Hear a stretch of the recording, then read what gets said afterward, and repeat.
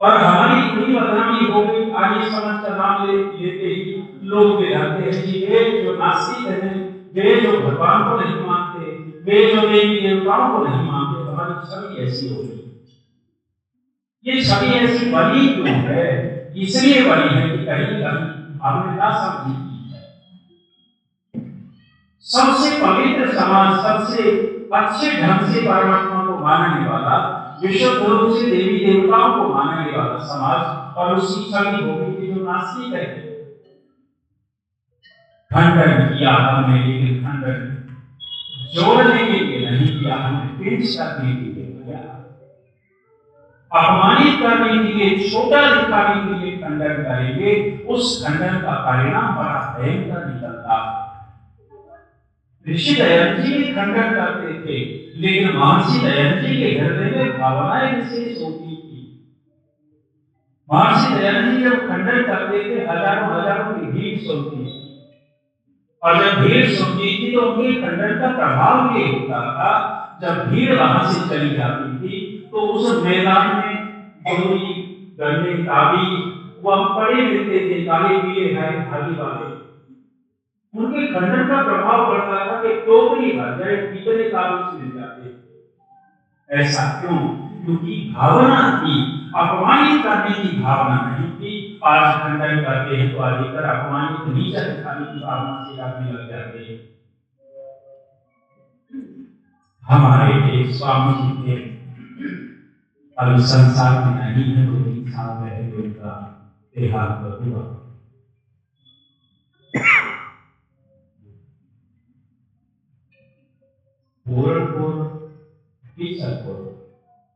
बीसनपुर आदि समाज का उत्सव था, जो पिछले वर्ष गया था।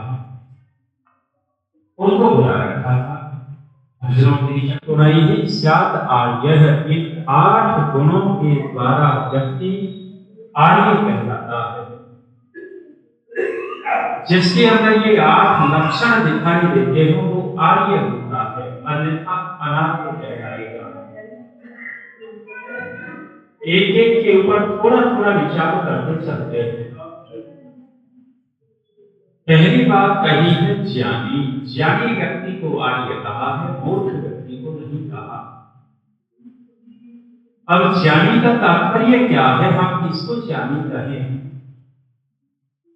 जिसने कुछ व्याकरण पढ़ लिया वो ज्ञानी, कुछ दर्शनों को पढ़ चुका है वो ज्ञानी, बड़ी बड़ी डिग्रियां धारण कर रखी है वो ज्ञानी। इस अर्थ में आप ज्ञानी लोगे तो भावना से दूर चला जाएगा।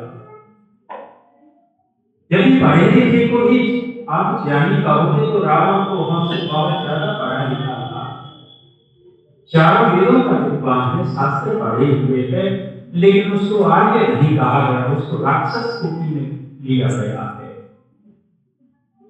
इस ज्ञानी शब्द का अर्थ हम निकालेंगे समझदार। समझदार व्यक्ति जो है वह ज्ञानी कहलाता है और नासमझ व्यक्ति अज्ञानी अनार्य कहलाता है। अब हम और आप विचार करके देखें कि कितनी समझदारी है। जोड़ना समझदारी होता है, तोड़ना नासमझी कहलाता है। यदि हम अपने संगठन को बढ़ा रहे हैं, संगठन से दूसरों को जोड़ रहे हैं, जो जोड़ रहा है वो समझदार है, वो ज्ञानी है, वो आर्य है। और जिसने आज तक जोड़ना ही नहीं जाना, जोड़ना नहीं जाना, जितना है उतना और उससे भी घटा दिया, वो आर्य नहीं, वो समझदार नहीं है। और संगठन एक ऐसी चीज है, संगठन को बढ़ाया जाता है, संगठन को घटाया नहीं जाता। महर्षि दयानंद जी ने इस पवित्र समाज को बनाया, आर्य समाज को, और इस संगठन का विस्तार हुआ या कुछ न्यूनता हुई, ये थोड़ा सा विचारणीय विषय है। क्षमा चाहूंगा।